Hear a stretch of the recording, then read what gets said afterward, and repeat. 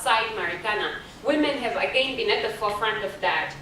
And as women, they're in the location during the day, and it's mainly men who are at work. So they've built very close relationships, even with the tuck shop owners in Rustenburg, in Marikana to be precise.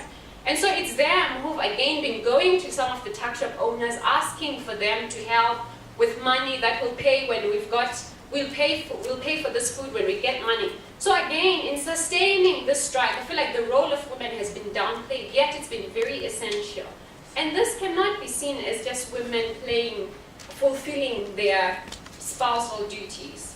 I think there's a closer identification with the work, because there's a closer identification with mine workers and with everything that happens around the mines because of the proximity that women have to the mines. But also, not just a closer identification, some of these women's lives are organized by the mines. It's not something that they can put on the side. Like their counterpart, well, like the partners, that the wives who are in the villages, for them, the mines inform their very ways of being, their very ways of doing things around. And so I think we cannot look at the role that women have been playing and say it's a supportive role. In fact, it's what's been sustaining both capital, but also the strike itself. And we cannot only talk about it as a form of support, but also part of an active part in this class struggle that I'm talking about. Because there's very little room for them to detach themselves from the work, but there's also very little room for the women to detach themselves from the mines themselves. So in a way, because of, again, this immediacy of the mines, their consciousness, I think from 2012 until 2014, the consciousness and just politicization of women has gone up multiple folds. So again, we cannot see that as they are supporting the mine workers, but it's part of their own consciousness now. They know what's happening around the mines, they see it every day, it's part of their life, and so they care more, and so they're involved more, and they're invested more in all these things that are happening around the mines.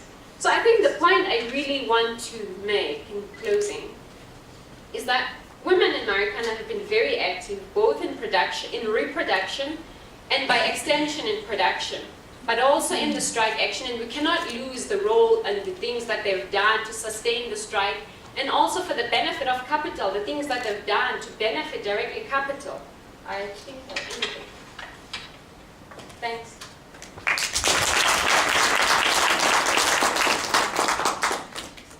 Right, thanks Asanda, and thanks for rendering visible the invisible labor and the invisible politics of women in Marikana. Can we have questions, comments, contributions from the floor? The hand at the back there.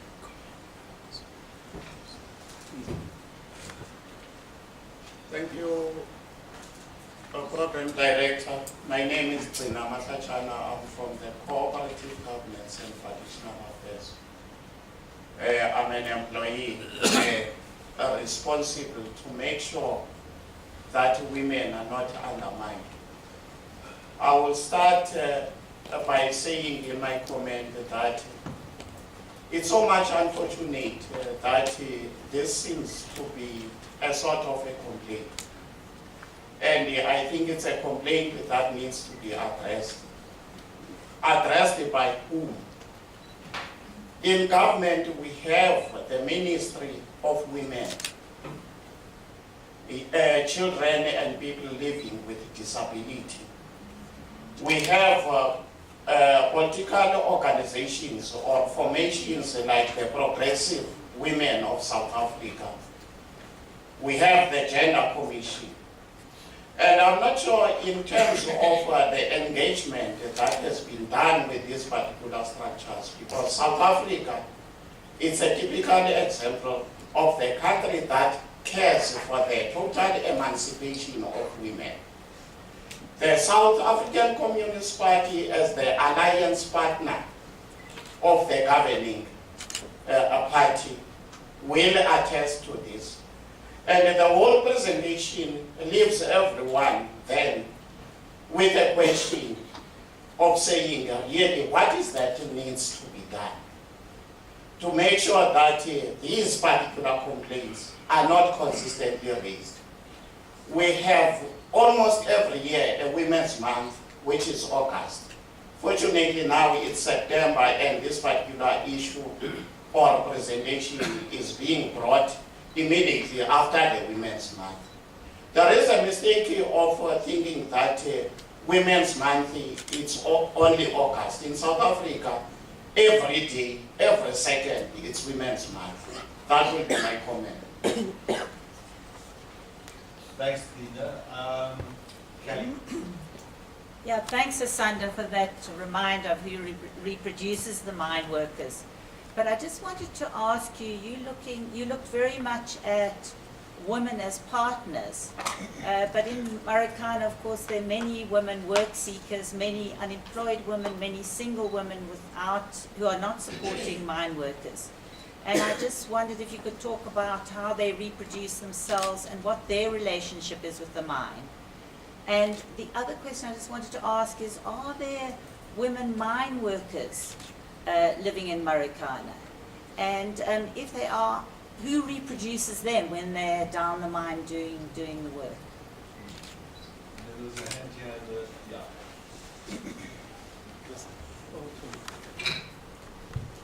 Good morning. My name is Mike Sikani, law student. I wanted maybe to appreciate the presentation and the unique angle in which it is presented with here today. But my concern is around the narrative on their involvement in the war zone. In your explanation, you were saying they could not be at the mountain on the basis of ukuhlonipha. But my understanding or my recollection in the history of humankind, and maybe you could say a universal law as well, women and children would not be expected to be at a war zone. And it could have been a bit risky to place women at a point where weapons are displayed in the manner in which weapons were displayed in that particular mountain. Would we have not been experienced a turn of events in the history where women were to occupy front lines in the war zone as it was projected at a time when the men occupied the mountain? Thank you. Thanks, Mike. I think, okay, Jackie, we'll, Thanks very much, Asanda. It's a sort of follow-up question to Kelly. I'm wondering, this very important support role that women played,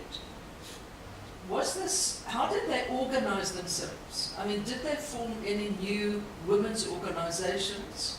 Or was the help and the support very individual, in the sense of it was partners largely? Or the women Kelly referred to, the single women, the women in the area who were work seekers, were they also part of this initiative? And if so, what organizational form did that take? thanks, Jackie, and we'll give Asanda an opportunity to respond to those before we go to the next round. Thanks very much. I think dinners were mainly comments. But your question was, what needs to be done? I don't know if you've been to Marikana. That's a very big question, what needs to be done. There's everything wrong in Marikana and nothing right in Marikana. That's my view anyway. And we've just come back from a site visit not so long ago where we took government people around and the media around Marikana. And just one of the very the toilets that have been built in Marikana, because these are supposed to be long drop toilets, they don't have the proper infrastructure for the ones that we have, for instance, at Fitz. So these supposedly long drop toilets, and I've seen long drop toilets, but the ones in Marikana are basically the size of the length of my arm, not longer than that. So in 2 years, in fact in 6 months' time, because in these yards, there's about 10 people in 10 shacks in each yard with different families. And in a shack you can have 4 people, and you have a long drop toilet that's this long. I don't know how many toilets they're going to have in their yards in the next 2 years. So that's just one of the things that I feel like it's such a basic thing. But also in Marikana, there's not been water for the past 2 years, and no one's saying anything about that. They don't have water. The times I've gone to Marikana to do research, we've had to drive from one part of the informal settlement to a formal settlement in order to get water to drink because taps are dry. So there's everything that needs to be done in Marikana. There's nothing that's functioning in Marikana. Even the houses in Marikana. When I was conducting one of the interviews, the sun rays were just like you could see the sun rays inside the shack. And it was summer, it was raining every evening. And I asked this lady, but how do you cope? I mean, with all this, doesn't water seep in? And she says, yes, it does. And I have to stand up the whole night with my blankets around me. And to think that there's people who live like that. And what needs to be done in Marikana? Everything needs to be done in Marikana. There's nothing that's functioning in Marikana. I think also part of the problem when we're talking about women is that we tend to see their women's issues as August issues. And they're not August. These are everyday struggles. Women have to every day get up, think, am I going to brush my teeth with this one glass of water? Or am I going to give it to my son or leave it for my husband and go search for water for the next 2 hours? So women's issues or socioeconomic issues cannot only be talked about in August. It's things that we need to talk about and take very seriously. And then Kali, you asked about women mine workers in Marikana.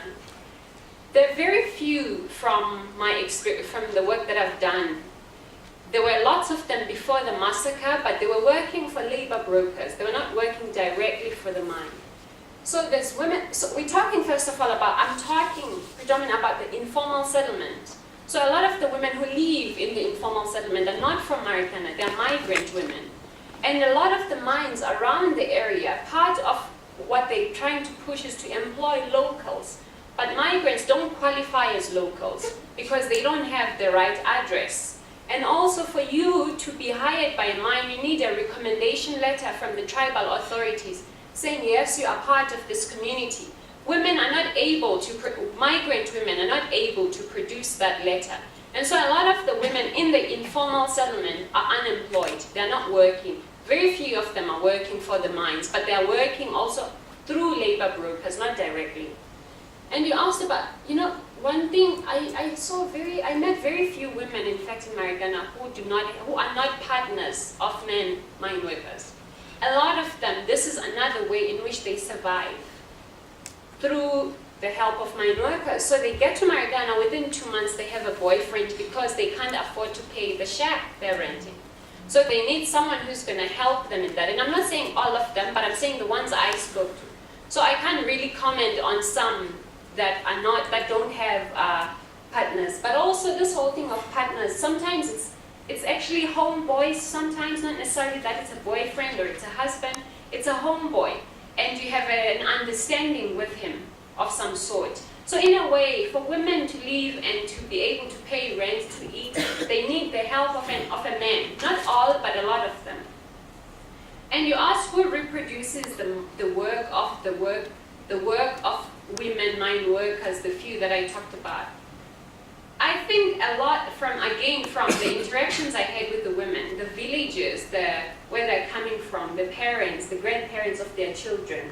They're the ones who help reproduce their labor. So it's other women who are not in Marikana who are reproducing the labor of the women who are working in the mines. So you have grandparents where if a woman has kids, the kids are taken care of by the grandparents. If a woman has to be at work at 5 in the morning for some of the work that I've done, again, they take their kids to the grandparents because they can't afford to hire a domestic worker or someone who's going to help them take care of the kids, a caregiver. And Mike, you talked about the Gopi being a war zone, and I agree with you, but I think this is just one part of the story, I think, with women not being involved in, but some of them it's part of the story, I think, is with the framing of the strike, the initial framing of the strike, where the strike was for rock drill operators. Now, where I did my research, where I worked, there were no women rock drill operators, so by default, women were excluded by the framing. So you're right, it's not just the cultural part, but I was focusing on the cultural part because I was talking about the women who are in the community, not necessarily workers. But also, I do think that maybe if women were on the Gopi, we would have prevented Marikana. I do think that like you're saying, there's something about the presence of women that sometimes makes governments think more. But so I do think that maybe if we had had women on the Gopi, things wouldn't have been the way they are. It's just I mean, I don't really know, but it's just me thinking out loud. And then Jackie, you asked about how the organizational forms that these, I think, first of all, it was very organic, the way in which women organized. Organic in the sense that in some of these yards, it's 10 shacks, different families, a woman in each of the shacks. They get together in their yard. They say, so-and-so's husband has not been coming home for the past 2 weeks. We need to go help her. She's our home girl or whatever. So it's not just organic. They were organizing based on their yards initially, and also based on, okay, we're from